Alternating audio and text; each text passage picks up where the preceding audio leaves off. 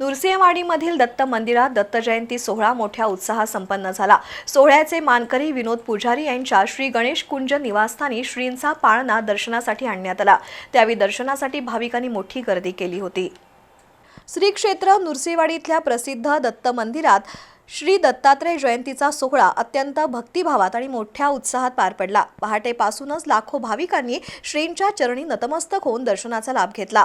सायंकाळी ठीक 5 वाजता दत्तगुरूंचा जन्मकाळ सोहळा विधिवत धार्मिक विधींनी संपन्न झाला। त्यानंतर दत्त जयंती उत्सवाचे मानकरी विनोद पुजारी, संजय पुजारी, नारायण पुजारी आणि दत्तात्रय पुजारी यांच्या निवासस्थानी पारंपरिक वाद्यांच्या गजरात आणि जयघोषात श्रींचा पाळणा मोठ्या भक्तिभावात नेण्यात आला।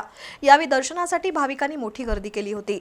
पाळणा सोहळ्यानंतर पुजारी कुटुंबियांच्या वतीने भाविकांसाठी महाप्रसादाची व्यवस्था करण्यात आली। भाविकांनी मोठ्या श्रद्धेने दर्शनासह प्रसादाचा लाभ घेतला। दत्तगुरूंचा जयघोष आणि भक्तिरसाने परिसर नाहून निघाला होता। पंचगंगा स्फूर्ती देते, शक्ती स्फूर्ती भक्ती देते, प्रेमाचा सागरू प्रेमाचा सागरू। दत्त गुरु जय दत्त गुरु, दत्त गुरु जय दत्त गुरु। सगुण पादुका दत्त गुरूंच्या नाश करते तमो गुणांचा। सगुण पादुका दत्त गुरूंच्या नाश करते तमो गुणांचा।